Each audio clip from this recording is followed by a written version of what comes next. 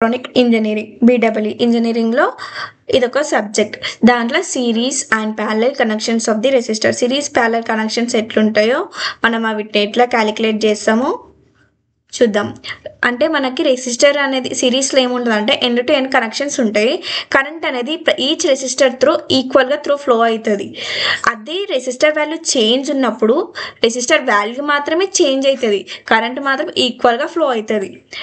When resistors are connected end to end so that the same current flow through each of them they are said to be series. అంటే ఈ end to end connections ఉంటే దాన్ని series అంటాం.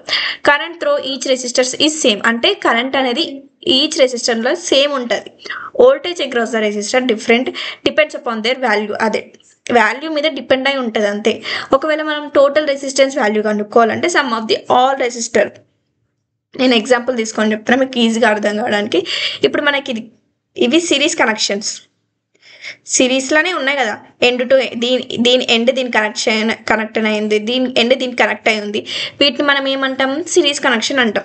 ఇప్పుడు మీకు అర్థమైంది డయాగ్రామ్లో end to end connection అంటే ఈ ఎండ్ దీని ఎండ్ దీని స్టార్టింగ్, దీని ఎండ్ దీని స్టార్టింగ్, ఇట్లా ఎండ్ టు ఎండ్ కనెక్షన్స్ ఉంటాయి. దీనికి ఫార్ములా ఏంటంటే ఇప్పుడు ఎన్ని రెసిస్టర్స్ ఉన్నాయి మనకి? 3 రెసిస్టర్స్ ఉన్నాయి. R1 + R2 + R3. దేనికి? ఇది సిరీస్కి వేరే ఫామ్లో ఉంటుంది, ప్యారలల్కి వేరే ఫామ్లో ఉంటుంది. కాబట్టి ఇప్పుడు మనం ఏం క్యాలిక్యులేట్ చేయాలి? టోటల్ కరెంట్ క్యాలిక్యులేట్ చేయాలంటే I = V/R ఈక్వలెంట్. V అంటే ఏంటిది? మనకి ఇది ఇచ్చిండు ఆల్రెడీ 20 volts. 20 volts బై ఇప్పుడు మనకి R1 అంటే ఎంత ఇచ్చిండు? 6. R2 అంటే ఎంత? R1 అంటే 4, R2 అంటే 6, R3 అంటే 10. మొత్తం R ఈక్వలెంట్ ఎంత? 20. మనకి టోటల్ కరెంట్ కావాలంటే V/R ఈక్వలెంట్.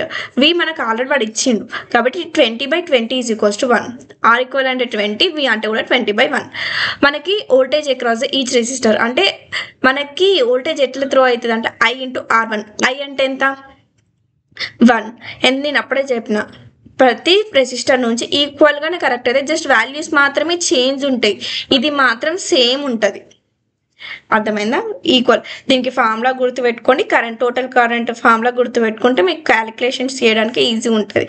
ఇట్లా సింగిల్ ఇస్తే ఈజీగా క్యాలిక్యులేట్ చేయొచ్చు. సిరీస్ ప్యారలల్ రెండు మిక్స్ చేసి ఇచ్చారనుకో అప్పుడు మనకు కన్ఫ్యూజ్ అవుతుంది.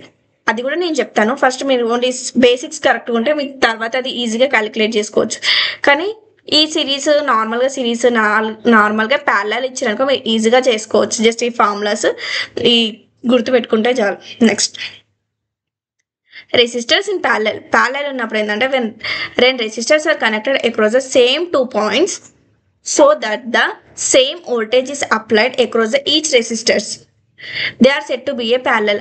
అంటే 2 points అనేది ఒకటే దగ్గర కనెక్ట్ అయి ఉంటాయి, దాన్ని మనం ఏమంటాం? ప్యారలల్ కనెక్షన్ అంటాం. ప్యారలల్ అంటే మనకు తెలుసు ఆపోజిట్ ఉంటాయి, వాటిని ప్యారలల్ అంటాం. Next voltage across each resistor. ఇది దీంట్లో కూడా సేమే. Current of the each resistor. Current అనేది డిఫరెంట్ వాల్యూస్తో ఉంటుంది. Depends upon the resistor value మీద డిపెండ్ అయి ఉంటుంది. ఎగ్జాంపుల్ తీసుకొని చెప్తే ఇది ప్యారలల్ కనెక్షన్. ప్యారలల్ కనెక్షన్కి దీనికి ఫార్ములా, దానికి ఏముంది? R1 + R2 + R3 formula. దీనికి ఏంటంటే 1/R equivalent = 1/R1 + 1/R2 + 1/R3. మనకి resistor R1, R2, R3 formulas ఇచ్చిండ్రు. మనం దీంట్లో సబ్స్టిట్యూట్ చేయాలి. సబ్స్టిట్యూట్ చేస్తే మనకి R ఈక్వలెంట్ అని వస్తుంది. అర్థమైందిగా? ప్యారలల్కి ఏమో ఒక ఫార్ములా ఉంది, సిరీస్కి ఏమో ఒక ఫార్ములా ఉంది. ఈ ఫార్ములాస్ గుర్తుపెట్టుకుంటే సరిపోతుంది.